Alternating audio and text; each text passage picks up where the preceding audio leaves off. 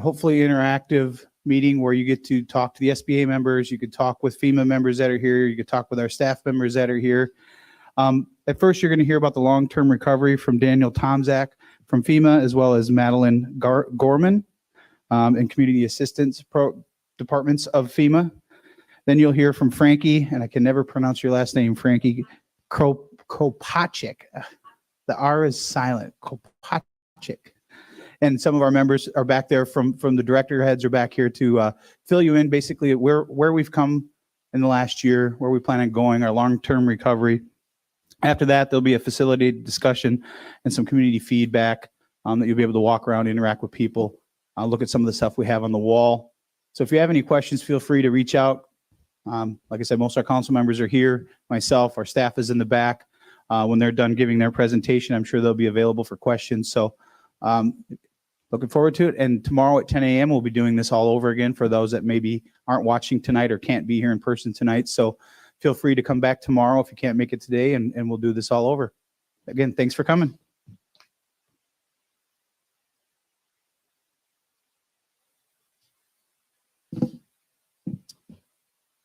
Well, welcome everyone. Thanks for coming out on this Monday evening.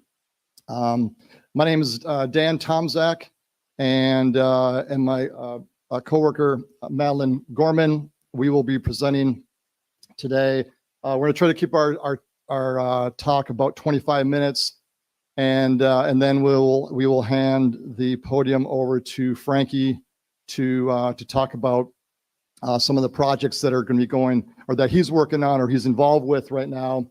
But what Madeline and I are going to be talking about here is getting into the long-term recovery planning, and we'll kind of get a little bit just kind of a general understanding of what that is, why the town of Fort Myers Beach is involved with this, and then what are some of the areas or some of the themes that the town is looking at working in. Again, just for introductions, I know Mayor Dana already did this, but Madeline Gorman, myself, and then Frankie, and then I think Frankie may have some other town staff up here presenting as well. Partners in the room. So in addition to the community assistance group, we also have some representatives from the SBA who are in the back, and I will say, I guess I'll make a pitch now that after the presentations and for the last half an hour of the workshop is going to be kind of the opportunity for you to go around and talk to the representatives or the other partners that are here. Definitely, as you're making your way around, definitely stop by their tables, ask them any questions. That's, they came out specifically to be able to have this interaction with the town and be able to talk to the residents. We also have, at least for tonight, we have Laura Dewey from the Florida Division of Emergency Management will be here with us. And also Laura will be in the back. And if you have any questions for Laura from the mitigation side, she'll be the person to bring your questions to. The disaster case management program we were supposed to have this evening, but I don't think we have them, unfortunately, tonight. And then the representatives from FEMA are here as well. All right, just briefly get into the agenda. Again, we'll be talking about the long-term recovery planning, and then Frankie will go into the more short-term or near-term projects that he wants to kind of showcase what's been getting accomplished. And then the interactive stations, that's really the time to go around meet with the people that are in the back with, SBA and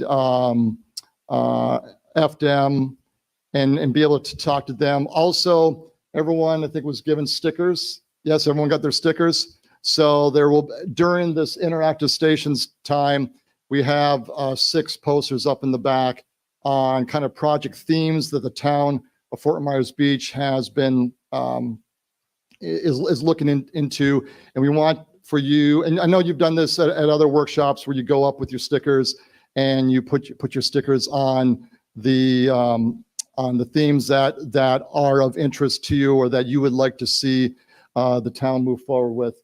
And again, and then about hopefully around 7:30 will be the time that we wrap it up. All right, I will pass it over to Madeline. Thanks, Dan. I will stand up tall for the microphone. Oh, it's funny how that works. Thank you so much, everybody. You guys are a great audience. Thanks for coming out tonight. So I'll be providing a brief introduction on recovery support.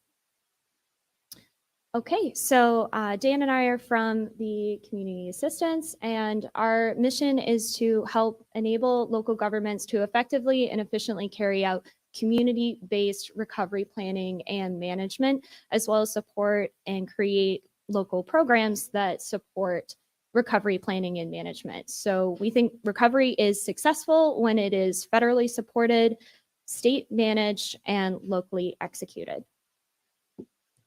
Okay, and during these recovery efforts, we like to use a whole community approach. So we're bringing together residents, community leaders, subject matter experts from all levels of government and from private sector, public sector, all to come together to collectively understand a community's needs, as well as assess any future needs to help determine the best way to build societal security as well as resilience.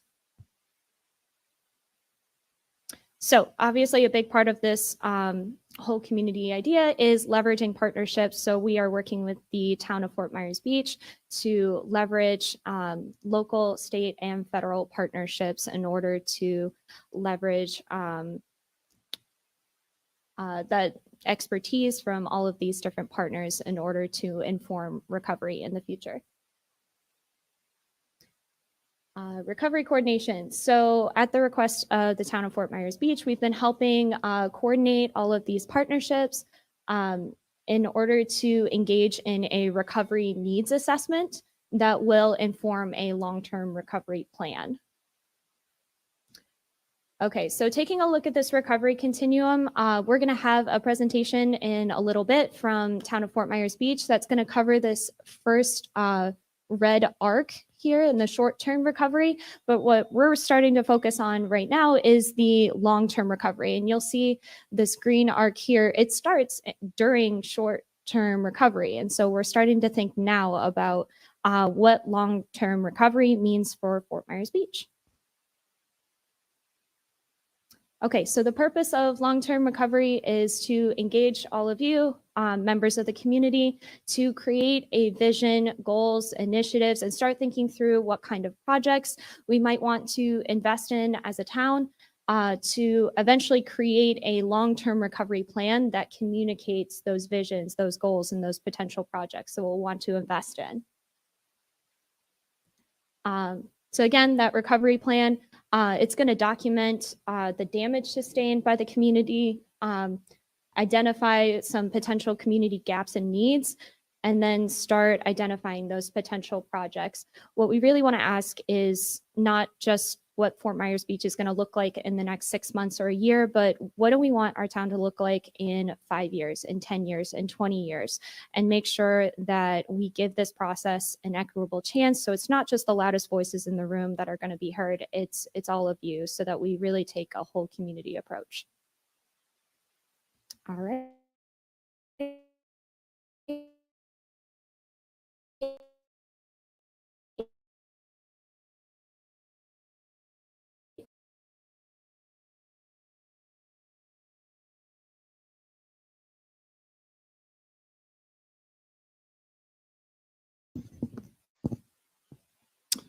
All right, thank you, Madeline. So Madeline kind of gave us kind of a general overview of, long-term recovery planning, community assistance, and then how we're working together with the town of Fort Myers Beach. And now I want to get into a little bit more. How does all of this relate to the town? And Madeline mentioned about creating this vision. It's the community just went through a really severe disaster. We're going, approaching the 1-year anniversary of that. And is being able to, move ahead and start thinking about what, like, as Madeline said, where would you like to see the town, 2 years, 5 years, 10 years, 20 years from now? How would you envision this community, down the road? So I'm going to go into a little bit some themes. There's really kind of 6 themes that I'm going to discuss. A lot of the areas or the project areas that the town has been looking at, or projects that are put under like unmet needs or unfunded. They all kind of fall within these 6 themes. And so I'm just going to kind of briefly go through what the themes are. All right, the first one, economic recovery. And these bullets that I have here are just some potential goals that the town, may look at as it tries to go through this redevelopment. From a commercial side, an idea would be to maybe concentrate the development on hubs or hub areas. That's something that I know other communities have looked at. That way, I mean, obviously the island is very big, but you do already have some of these hub areas like Times Square, like the Santini Plaza area down on the south end of the island. So you already had these hub areas to begin with, and so kind of maybe build on that. The last one, rehabilitate damaged structures through loans and grant programs. Again, I will make the plug to if there's any small business owners, or if there's anyone, any residents, please talk to the SBA folks that are here. And again, I know you think of, well, SBA is only for businesses, but they have programs that others can take advantage of. So please stop by their tables and talk to them tonight. The next one, community planning. This one you can get into, the changing of the zoning and land use. I mean, that's something that the town may look at. I mean, obviously, when you drive around, there's a lot of, the severely damaged structures that are here. Possibly looking at removing them. Increase home ownership. Again, that's basically creating an opportunity for people to, there were a lot of people that moved away after the storm. Provide an opportunity for people to come back. And then the public beach access and conservation. I know that the town has been working with some agencies to look into that. But again, it's something that the town sees as a way to help the community grow over time.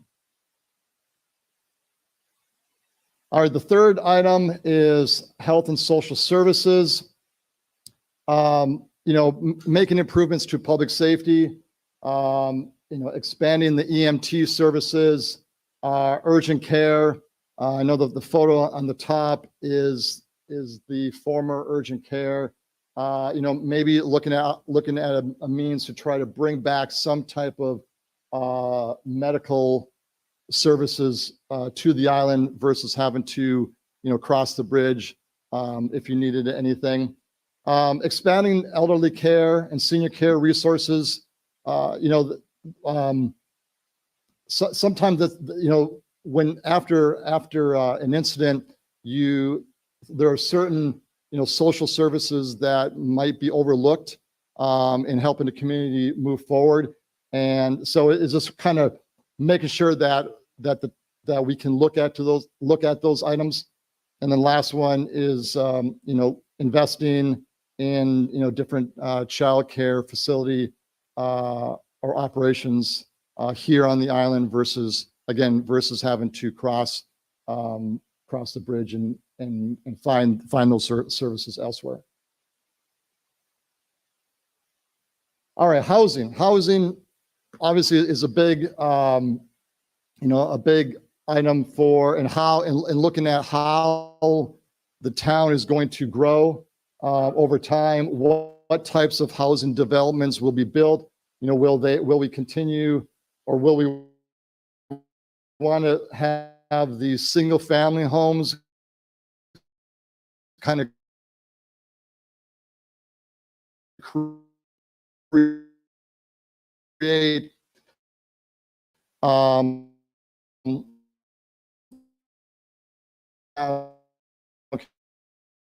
can look into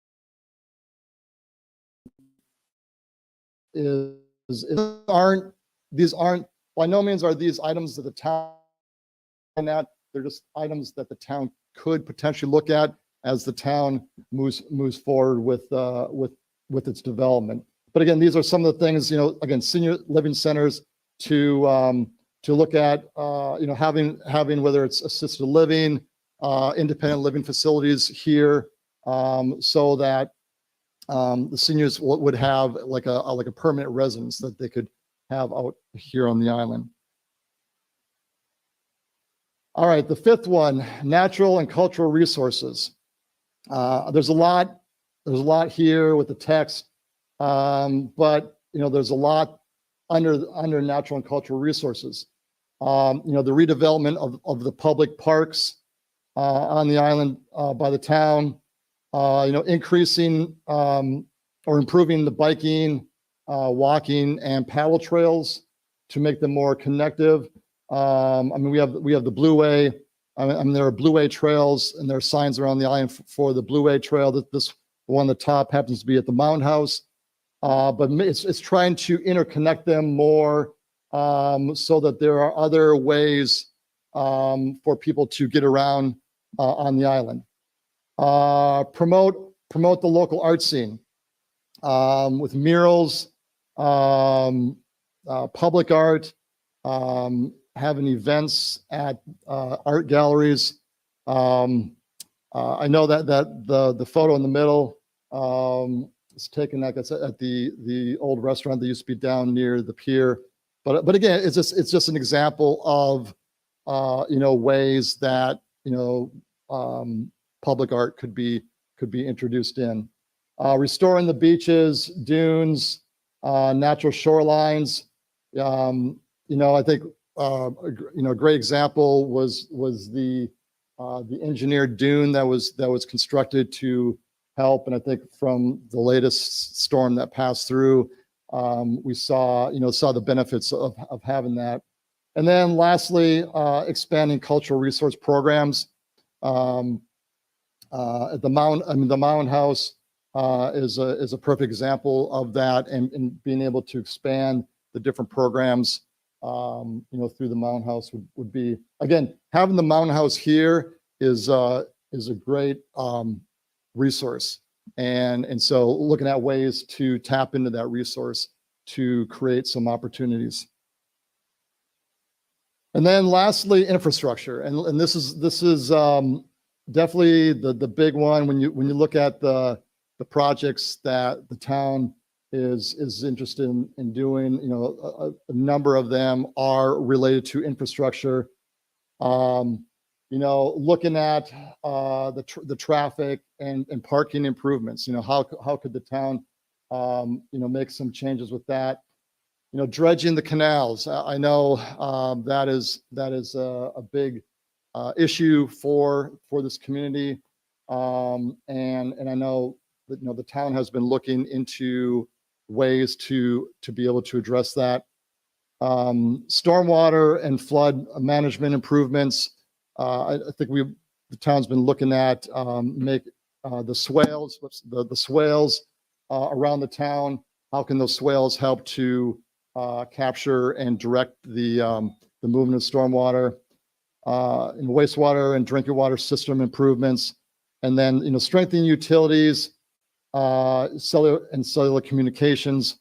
You know, that one's something where you'll be, or the town will be creating teaming opportunities with different agencies to provide that. So as we begin to wrap up, and I know it's almost 6:25, I put together this slide to and it encompasses a lot of things. It encompasses, you know, photos of some of the new with the Bayside Park that I know Frankie will be talking about here shortly. It involves photos of parades and trying to create that or maintain that small town feel, because the one thing that I've heard from talking to people from the town as well as residents is they still look at, you know, Fort Myers Beach as a small community, and they would like to be able to maintain that small or the best of the old feel to the community. And then the photo on the rendering or the drawing on the top right is just an example of, it's just to, not to say this is what the buildings are going to look like. It's just to help create an idea, you know, of what, you know, 10 years from now, 20 years from now, what, you know, what the town could potentially look like.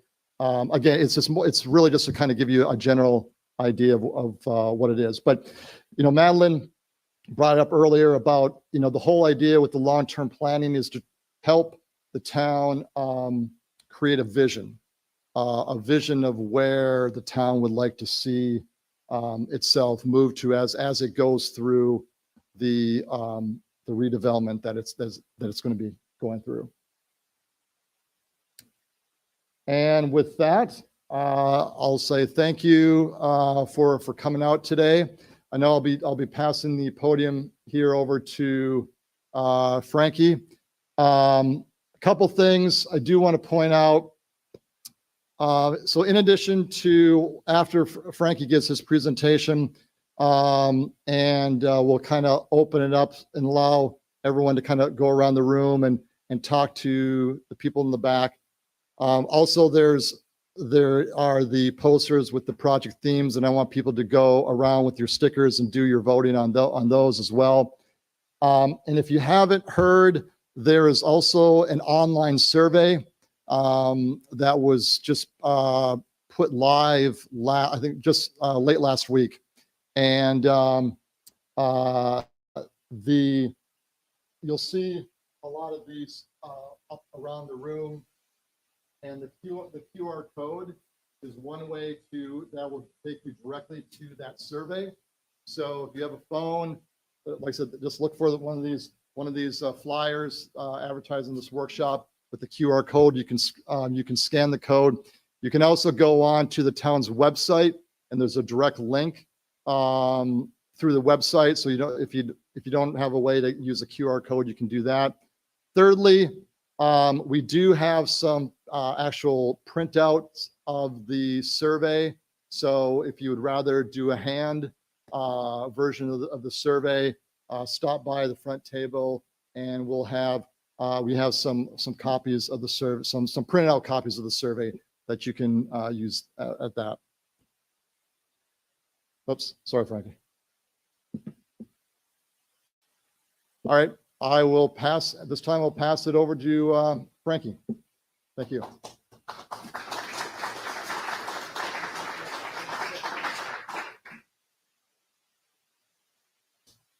Thank you very much, Daniel. My name is Frankie Kropacek. I'm the Operations and Compliance Director for the town of Fort Myers Beach. And to carry on what our good friend Daniel has said, we need to look and have vision. And if anything else that we've had since we've gotten here, we've looked at a few other things, and it kind of starts with survivability. In the audience tonight is Keith Wilkins, who was the interim town manager for a while. He and his partner Chris were brought here for survivability. Right after Ian took away everything in this town, not only the infrastructure, but the ability to be a town, it was their job and their mission to put the pieces back together and hold it as firm as possible until help could arrive.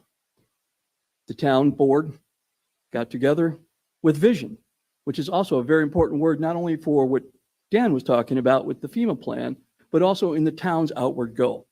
And their vision was to get a stabilized city government. And so the board members who are present here tonight selected Andy Hyatt as our town manager. And therein lies the opportunity, the third word that I use, the opportunity for us to create something that was the town of Fort Myers Beach, but also better than it was when it was the town of Fort Myers Beach. And I know that doesn't make a lot of sense, but it kind of does as we move along. So we all know the old town hall, the old bank building down the road. You know, the multicolors, it was really kind of funky. It fit the vibe of the town. Everybody kind of liked it. It didn't swim very well. And like many things in this town, Ian kind of really took its toll on it. And it was through a lot of hard work and behind the scenes that the town and the vision of the board members and Andy and our staff worked with FDEM and the people at the state and through FEMA. And we were able to get that taken away. And people say, well, what's the big deal? It shows that if we're asking you to do something, we need to follow suit with that. I'm sure everybody in this room that lives in this town has heard about these letters that we've sent out, these letters to go ahead and demolish and tear down abandoned properties. How can we as a town ask our citizens to do that if we don't put our own house in order? So that was one of the vital steps in order to show our vision and to create opportunity for the town, was to go ahead and try our damnedest to get the state to buy in. And they did. Of course, it helps calling them twice a day, every day for about 2 months straight, even on the weekends, but it worked. As we get through a lot of our areas that we had, like Newton Park, which was a beautiful place down past Mid-Island. Now it's a collection site for recycled sand, which I'm glad to report Andy and I took a tour through there this afternoon. We just have a little bit of debris left there that was through Adelia that came through, and it should be put back and leveled off and looking good here in no time. It's a constant reminder when you live on a barrier island that these things can happen. They can happen at a drop of a hat. To sit here and say that we never thought this was going to happen, I think would be naive on all our parts, but yet we all did that. To look at Newton Park in the picture and to look at it, how it looks in the bottom, that's a sober reminder of where we do live on. We live on a barrier island that's at sea level, basically. We need to have plans in place. We need to have partners, and we need to have the opportunity to act with those partners. It brings us to personnel. If nothing else, the storm taught the town who they had and who they didn't have. We learned through attrition that we had some really great people that were thrust into roles that they never even imagined being. I basically came here as a valet, and I still park cars in the afternoons at Town Hall for tips, basically. But we have plenty of places. The young lady that you see sitting on the bleacher here in the green t-shirt happens to be one of our HR people. She started out in the Parks Department. She happens to be one of the best HR analysts I've ever seen, being in county government for over 30 years. It's people getting them out of their comfort zone, having lived through that very first day here on the beach, picking up the pieces that creates the opportunity that we see. Our current recovery projects include a lot of things. As Daniel alluded to, I'm sure if you haven't seen, please stop by and see Bayside Park. We'll be doing a little bit more of a hard opening on the 28th. It was a symbol that the town created just right before Ian hit. And sadly enough, it took it all away. So it's those type of things that you look to, like I alluded to, Town Hall. It's also parks like that where people, some were saying, why is the city focusing on putting a park together when we don't have this, we don't have that? It was a symbol. It was a symbol of something that stood, something that was bringing the town together, something that kind of united that whole town area. We all sit here and know that there's no pier. The pier's not ours. Times Square is, and we're working really hard every day with the nice new clock that was donated to the city, the new electrical grid underneath that Times Square area that we never knew existed before, but it's there now, and it'll serve us long after we're gone. Things like this are vision. Vision creates the opportunity. That's all we're asking here as a town as we move forward with some of our projects. The park was not easy to do, but we managed to do it with the help of everybody, including the vendors that participated last year and our town staff. And it's going to be a lasting legacy to what this town can achieve in a very short period of time. Daniel also alluded to infrastructure. Infrastructure is very vital. You'll see the trucks from Earthview up and down the streets, not only on Estero, but some of the other areas. We know that our stormwater system, again, nobody's stormwater system could handle what we handled, but digest that much sand. All right, we found that out when the Dahlia brushed through the island the other night. It was 3 people out in pickup trucks all night trying to check out on how bad the flooding was. If those emergency berms weren't in place, we wouldn't be standing here today. Just that little brush by would have been enough to put us right back to square one. But they were there and they held. They did their job. So it's not sitting up here pounding our chest saying, look what FEMA did. Look what the town did. The town got behind it because of the vision of the town board, accepting what it had to be. It had our environmental manager, Chad Schutz, getting out there and pounding on doors saying, this needs to be done for a reason. And it worked. The places that didn't work, people got damaged. So it's things like this that we all need to either be involved in or ask questions. But you can't just sit by and let it happen. And as the town goes, we've kind of changed the whole new dynamic. We're not here to try to push you back. We'd rather educate. A lot of the elected officials hear me say that all the time. Andy tells me to be quiet because it's getting old already, but it's true. As we go out in the community, whether it's our code people or whether it's our new neighborhood services people that used to be called BASE, we're not out here to give tickets and to give violations. We're here to educate the community on every opportunity we can to assist you. If you don't understand something, flag down somebody. We want to be the first people that you think of when something goes wrong. We don't want that to be, oh my God, it's the town again. Those days, fortunately, Ian took away. So as we rebuild, thank you. As we rebuild and build back, it's not just the community, it's the heart of the community. We all want this to be a place where people come as families. People come to our downtown area to have a wonderful dinner, to listen to music, to just be free again, to walk those beaches and know those beaches are clean, to walk and go swim in the Gulf and know that the water is clean. This is what Fort Myers Beach always was and will be again, but better. So Jeff Hauge, our Parks Director, will take it the rest of the way.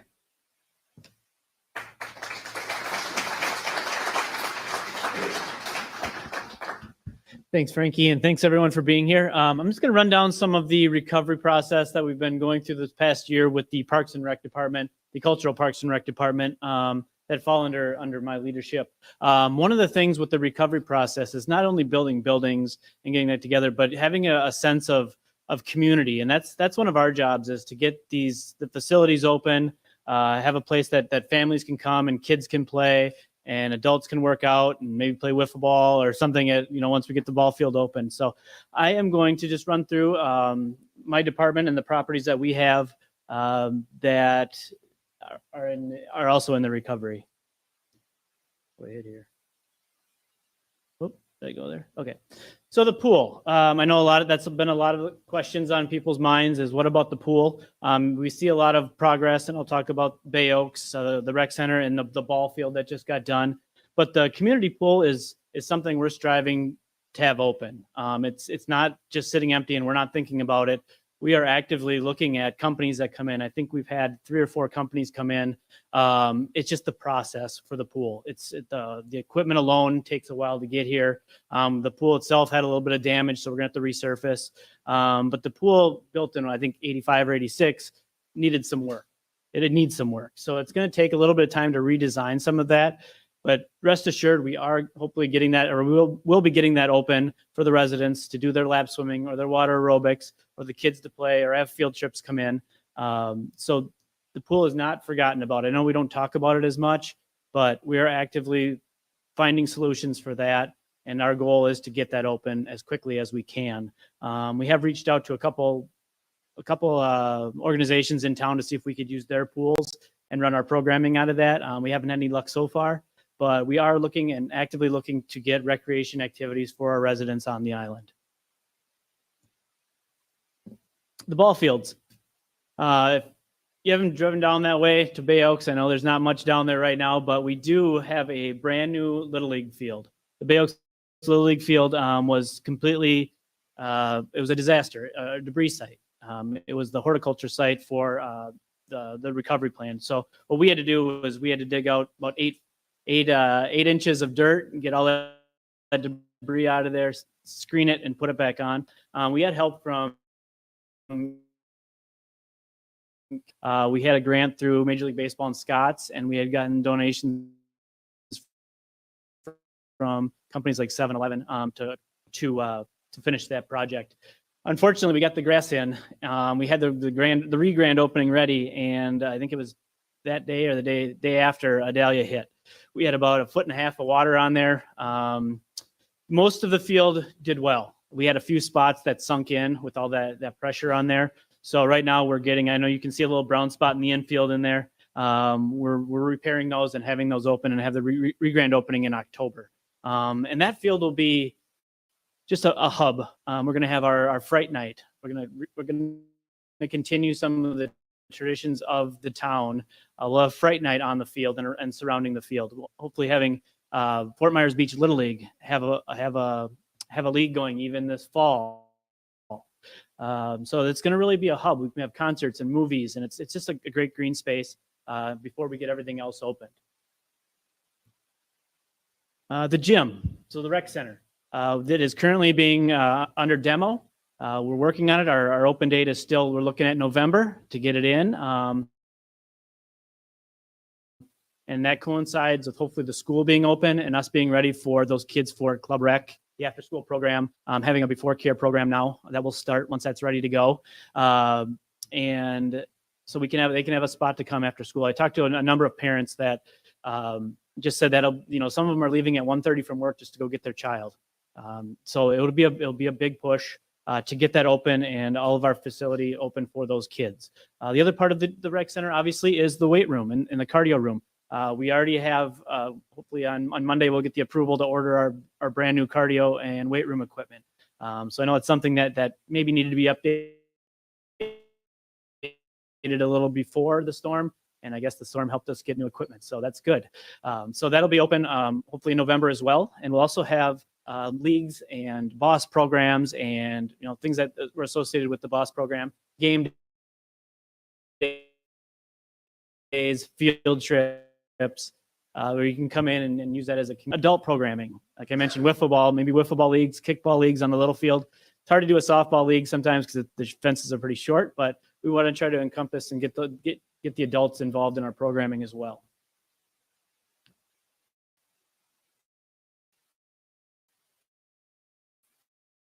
The Mound House, Frankie and I think Daniel touched on the Mound House. We are open. It's a sustained, I wouldn't say minimal damage, but we had some roof damage.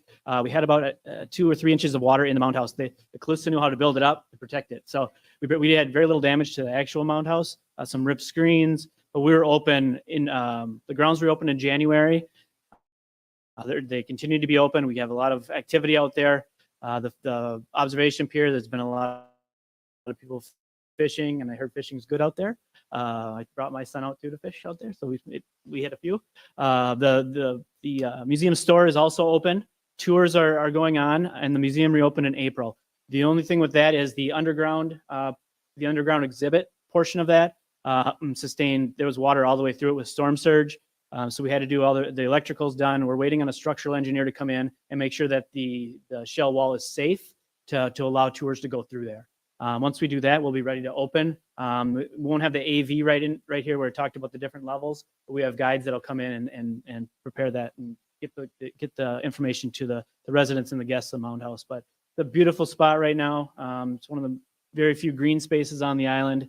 Just to come out, we have a lot of people that just come out and eat lunch out there, look at the water. It's a great little place to be. And then I will hand it over to Jason Freeman, our Director of Public Works.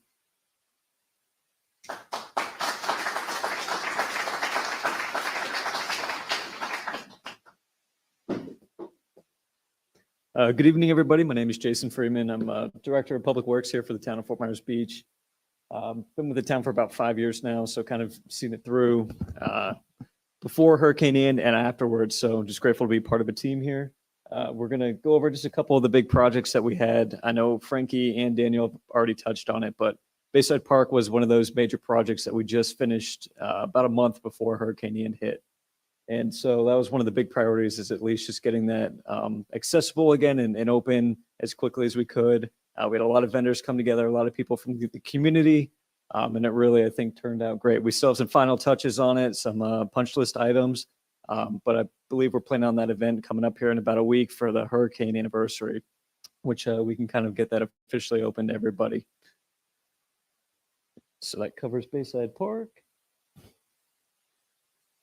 Times Square is another area I think that really is central to not only the island, but the community as well. We've been working nonstop to get everything cleaned up down there, working with the vendors. It's a lot of moving parts down in Times Square, as everybody knows. You have the business owners and the merchants, and you have some county parks all around, and you have the towns right away in Old San Carlos. So town staff has been working to get all that cleaned up. We had a couple setbacks with Idalia with some sand going down there as well, but we're working out there every day, just getting everything put together as quick as we can. We had a great donation from the Mershmans for the town clock, which was exciting. So we just got that tentatively installed here this past week, and we're planning on unveiling that next week as well. So I think that's another great iconic symbol for this island, and really can show some progress for us. Other than that, Public Works is still continuing to work every day since the hurricane, cleaning up the beach accesses, the streets. We're still working with FEMA on coordinating a lot of those inspections and just getting these projects done as quickly, but also as safely as possible. We here, and we're identifying issues, working on getting the electric down in Times Square, just getting everything repaired back from what that hurricane did. So.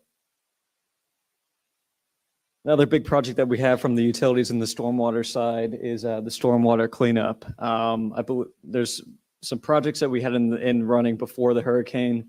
The town's identified some streets within those different tiers of needed stormwater and water improvements. So not only are we continuing to identify those locations and work on the progress with that, but the town's also in the middle of doing its second pass with our whole stormwater cleanout of the entire system. We're expecting that second pass to finish hopefully within the next 3 to 5 weeks. And after that, we'll make sure that we're cleaning out everything the best that we can. So that process entails not only cleaning out that system of any of the debris and the sand that's washed up not only from Idalia, but from Hurricane Ian, but also assessing with videos and photography to really get a true sense of any repairs that are needed so that we can repair what we had, but also establish a good foundation for making improvements for the future too. So if you continue to see those stormwater issues, we please ask that you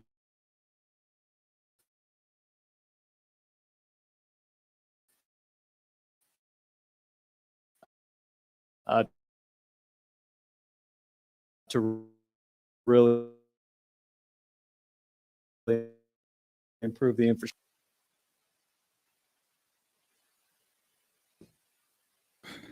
Hey everybody, Chad Schutz, town staff, environmental. So everybody, the big word these days is resilience. It's one of those $3 words that you hear a lot. What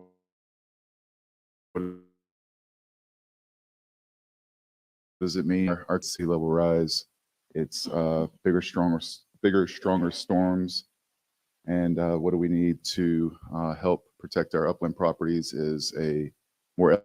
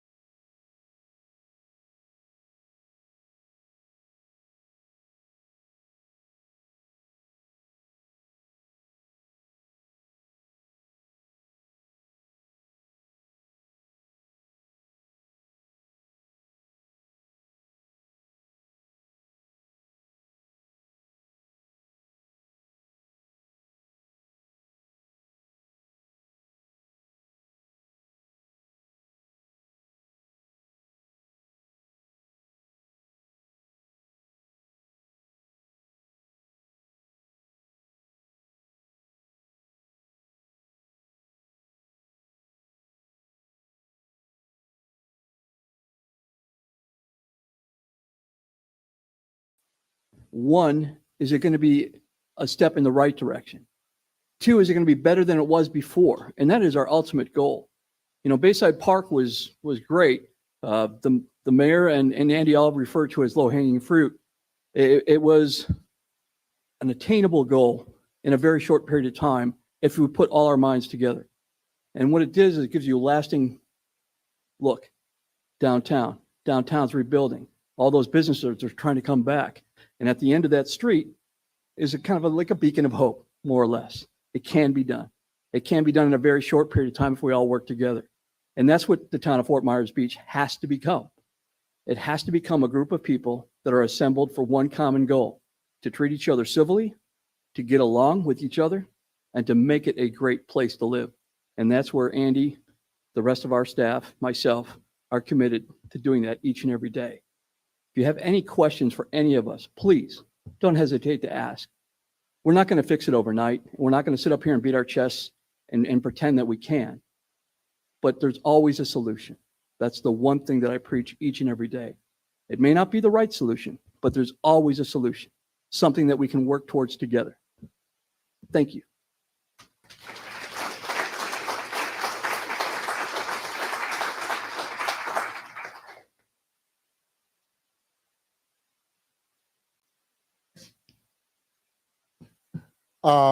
So we have reached the end of our presentations by both community assistance and the town of Fort Myers Beach. So at this point, we're going to kind of open it up for you to, if you have any questions for Frankie or any of the town staff on the projects that they've been working on, we can do this now. Also, again, please visit the partners that came out tonight from SBA and SBDC and Laura from FDEM. They will be more than happy to answer any questions that you have. And then also make sure that with your stickers, you do, again, there are 3 posters back there, and then there are 3 posters kind of on the side near the maps. Yeah, I guess one other thing I didn't point out, if you didn't see them when you came in, we have some aerial maps that you may want to check out. There's the one here, I can't see, it's right around the corner here, but anyway, the one, it was flown, the aerial was flown pre-Ian, and then the second one, and they're both dated. The second one was flown 2 days after Ian came through. So you can definitely make out like the shrimp boats over at San Carlos. You can kind of see how they were impacted, but definitely check out the maps. And then if you haven't done the survey, the online survey, again, you can scan the QR codes with your phone, or you can just go directly to the town's website and go to the link. And lastly, you can also, we have paper copies if you would prefer to do a paper copy. So with that, I will end the presentation portion. Again, thank you all for coming out. We really appreciate it. And if you didn't hear enough, we will be doing this tomorrow morning at 10 o'clock. So you can come back. All right, thank you.